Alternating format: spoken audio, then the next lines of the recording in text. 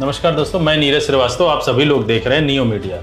हरियाणा के वोटिंग की तारीख जैसे जैसे नज़दीक आ रही है वैसे वैसे आप हरियाणा में राजनीतिक हलचल जोरों पर देखना शुरू कर देंगे। विगत कुछ दिनों से अगर आप गौर करिए तो अमित शाह यानी कि बीजेपी के बहुत सारे नेता, अमित शाह और प्रधानमंत्री मोदी जी की भी रैलियां तेजी से शुरू हो गई। राहुल गांधी जी भी अपनी पद यात्रा कह लीजिए शुरू कर दी है। यानी कि अगर आप गौर करिए तो राहुल गांधी जी भारत जोड़ो यात्रा, भारत जोड़ो न्याय यात्रा और अब हरियाणा में एक वो यात्रा शुरू कर रहे हैं जो कि 3 तारीख तक खत्म हो जाएगी। अगर आप गौर करिए तो पिछले 1 महीने से जितने भी अगर सर्वे आपने देखे होंगे उसमें आपको यही दिखाया जा रहा होगा कि कांग्रेस बहुत आगे दिख रही है बीजेपी से। लेकिन ये वही चैनल हैं जो कि सोशल मीडिया पर है। लेकिन अगर आप मुख्य धारा के मीडिया के चैनल को देखेंगे तो कहीं न कहीं ये दिखाने की कोशिश कर रहा है कि किसी को पूर्ण बहुमत नहीं आ रही है। अगर आप गौर करें तो जो मेन स्ट्रीम मीडिया है और मेन स्ट्रीम प्रिंट मीडिया है वो विगत 1 महीने से यही दिखाने की कोशिश कर रहा है कि किसी भी पार्टी को पूर्ण बहुमत नहीं मिल रहा है। यानी कि कांग्रेस भी 46 के जादुई आंकड़े को नहीं पार कर सकती और बीजेपी भी 46 के आंकड़े को नहीं पार कर सकती। लेकिन जबकि ऐसा है नहीं, अगर आप सोशल मीडिया और ग्राउंड जीरो पर जाकर देखें तो कांग्रेस की लहर नहीं बल्कि एक तरीके से सुनामी है। अगर राहुल गांधी जी ये जो 3 से 4 दिन की पद यात्रा शुरू किए हैं इसको सही ढंग से कर देते हैं तो ये मान के चलिए जो हमने पहले सर्वे दिखाया था आपको वो सर्वे एकदम सटीक बैठेगा और कांग्रेस कहीं 65 से 70 सीटों के बीच में सीटें प्राप्त करेगी इस इलेक्शन में। और पूर्ण बहुमत तो छोड़ दीजिए, कांग्रेस हो सकता है 2/3 से भी ज्यादा हो और 65-70 सीट तो हमारा सिर्फ अनुमान है, ये 75 सीट भी हो सकती है। अब आप सोच रहे होंगे कि आखिर ये जो मैं 75 सीट बोल रहा हूं ये 75 सीट कांग्रेस को किस बिना पे मिल सकती है। अगर आज हम गौर करें तो आज की स्थिति ऐसी है कि 51 सीट कांग्रेस 100% जीत रही है। 9 सीट ऐसी है जो कि बीजेपी 100% जीत रही है और लगभग 6 से 7 सीटें ऐसी हैं जो कि अदर पार्टीज को मिलेंगी, जिसमें INLD आप जोड़ लीजिए, जेजेपी जोड़ लीजिए, बसपा जोड़ लीजिए, किसी भी को अदर जो इंडिपेंडेंट कैंडिडेट्स हैं उनको भी आप अगर जोड़ के रखें तो लगभग 7 से 8 सीटें उनको मिलती हैं। अब इन्हीं सारे आंकड़ों को जोड़िए, 51 सीट कांग्रेस को, 9 सीट भाजपा को यानी कि 60 सीट और 7 से 8 सीट जोड़ लीजिए तो 68 सीटें ऐसी हो जाती हैं जो कि कंफर्म है किस किस पार्टी को मिलने वाली हैं। अगर हम 68 के बाद 90 में से घटाएं तो 22 सीट ऐसी होती है कि जो आपको फंसी हुई दिखेगी।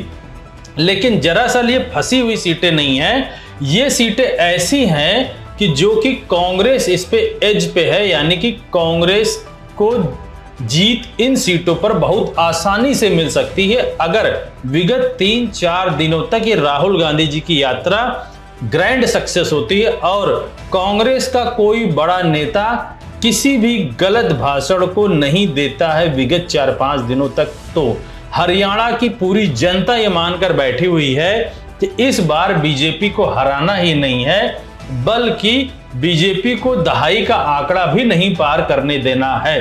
2019 में जो बीजेपी 40 सीटें पाई थी उन 40 सीटों में से मात्र 9 सीटें ऐसी हैं जो बीजेपी इस बार 2024 के इलेक्शन में जीत सकती है। 31 सीट ऐसी है जो कि कांग्रेस या अदर पार्टी जीत सकती है।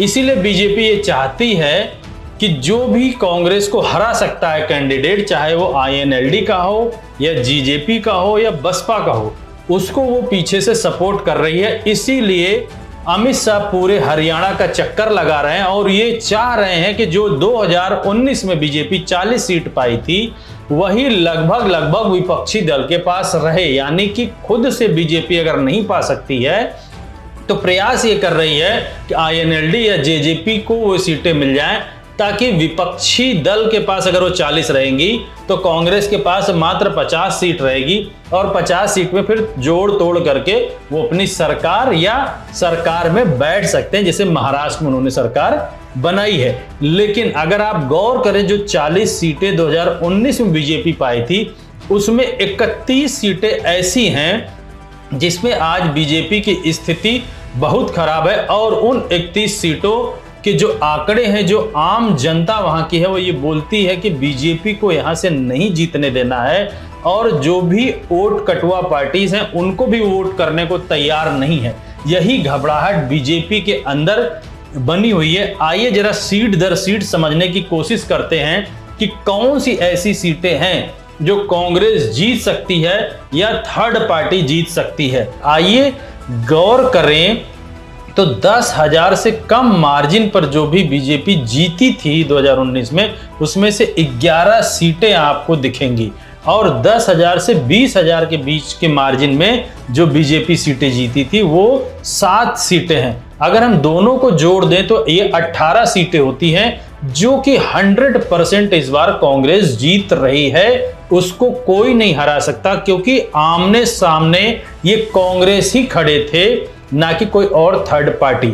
अब गौर करें तो 40 में से 18 को कम करते हैं तो 22 सीटें ऐसी बचती हैं जो बीजेपी ये मानकर चल सकती है कि सुरक्षित स्थिति में है। लेकिन जिस हिसाब से हरियाणा का माहौल चल रहा है, अगर हम ये मानकर चलें जेजेपी पूर्णतया साफ है। अगर इन 40 सीटों में देखें तो 13 सीट ऐसी आती है जिसमें से दूसरे नंबर के प्रत्याशी जेजेपी के थे, इंडिपेंडेंट कैंडिडेट थे और एक कैंडिडेट बसपा का था। अगर आम जनता जो इन लोगों को वोट की थी वो हटकर कांग्रेस को वोट कर देती है और ये सारे के सारे वोट ट्रांसफर हो जाएं अगर कांग्रेस को इन 13 सीटों में से, तो मान के ये चलिए कि 13 सीट भी कांग्रेस आराम से जीत जाएगी और बची 22 में से 13 घटा दे तो 9 सीटें ऐसी आती हैं जो इन वोटों को जोड़ने के बाद भी बीजेपी जीतती है। यही चीज मैंने आपको शुरू में बताई थी कि बीजेपी 9 सीटों पर एकदम सुरक्षित है और 31 सीट है। 31 सीट में से 18 सीट ऐसी है जो कि कांग्रेस 100% जीत रही है और 13 सीट की वो फाइट है जिसके लिए अमित शाह पूरे हरियाणा में टहल रहे हैं कि वो 13 सीट भी कहीं कांग्रेस को ना चली जाए। क्योंकि हरियाणा में आज बीजेपी की स्थिति यह है कि वो कांग्रेस को किसी भी तरीके से रोकने की कोशिश कर रही है कि वो 65 से ऊपर सीटें ना पाए।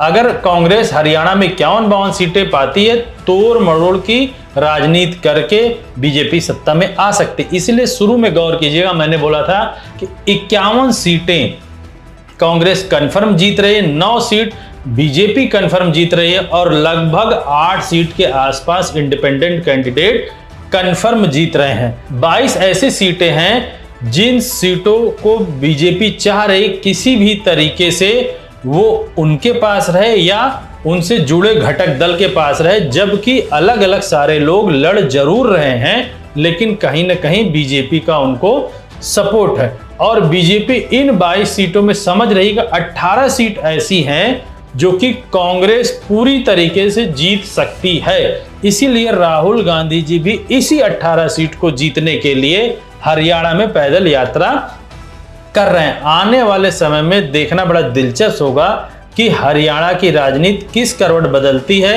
राहुल गांधी जी की पद यात्रा के बाद की भी हम आपको एनालिसिस दिखाएंगे कि हरियाणा के मूड में क्या परिवर्तन हुआ, क्या कांग्रेस 65 से 70 की जगह 70 से 75 की ओर बढ़ रही है। मैं अपने सारे दर्शकों से बोलूंगा चैनल को ज्यादा से ज्यादा सब्सक्राइब करें, शेयर करें। धन्यवाद।